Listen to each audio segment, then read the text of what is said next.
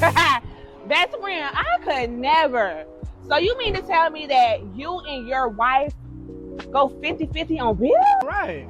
You and your husband do. I don't got no husband. Exactly.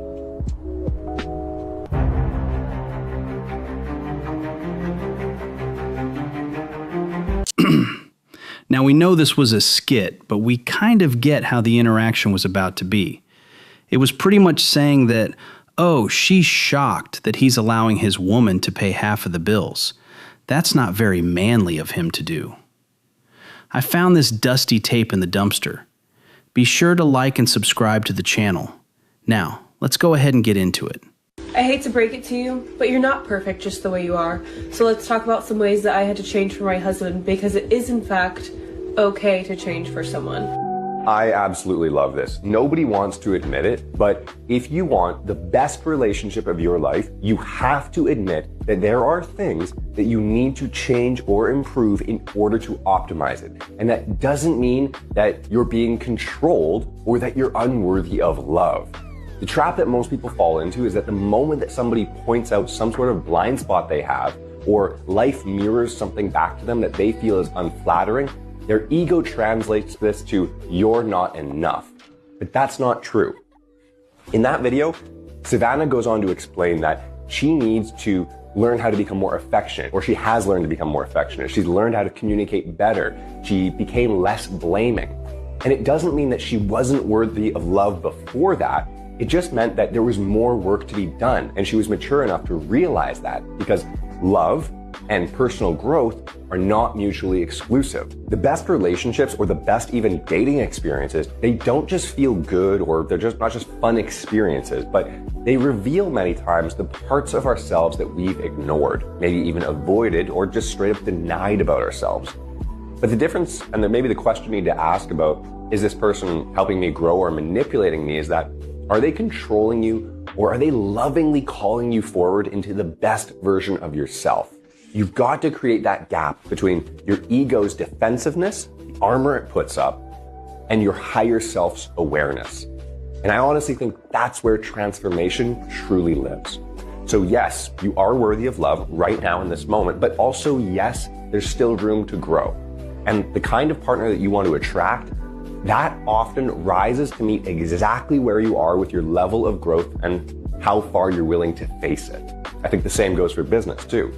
So if you want to become less reactive, more responsive, more calmly grounded in maybe your masculine or your feminine energy, better your communication skills and maybe the understanding of your partner, maybe even improve your conflict resolution skills, or just start living a life of more purpose and passion, DM me ready, and we can talk about the next steps for you. I agree with this message. It's wild to me how everyone is so willing to change and go above and beyond for a job they hate, but not for a relationship they apparently, supposedly love. Make that make sense. I'm going on an ice cream date today. That's when you know you've hit absolutely rock bottom. Like, I'm going on a fucking ice cream date today. I'm sorry, what? I imagine that he offered you ice cream because I'm pretty sure he assumed that's something that you liked. That's just a guess. I used to go on nice ass dinner dates, and I'm accepting this ice cream date because of the fact that I want to be open-minded. And I'm realizing I think I don't want to like sit down, have an ice cream with you. I'm 29 years old. I don't need to be having ice cream. You can't make this up.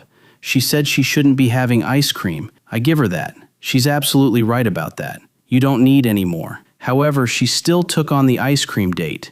And you'll notice that she said, I used to go on nice dinner dates. Like we've learned in all these other tapes that we watched. Guys, this is why men don't really want these overly experienced women. Because it's them having to compete against everyone they've ever been with. And they just add to the complexity, and most men just don't want to deal with that. And it's sad that this guy is still taking you out for ice cream, and you're still going to take advantage of it. I don't know that enough people realize how distinctly painful it is when you are single, not by choice. When you see everyone around you sort of like organically, effortlessly coupling up, and sometimes with all the effort in the world on your part, you are just not meeting someone who meshes with you, or you're not even being given the opportunity to meet with people to mesh with. Just because you download a dating app doesn't mean you get all this luck all of a sudden, that you have endless matches and interactions lining up at your door. And it doesn't boil down to that because I am not, insert whatever insecurity you have, I am not deserving of a partner. It just does not happen for some people on the timeline that you expect. I'm a very firm believer that the things that we dream of with our whole hearts can come to pass in some way, but the hope for such a thing can be brutal. You can keep the hope alive, and it is almost painful to continue.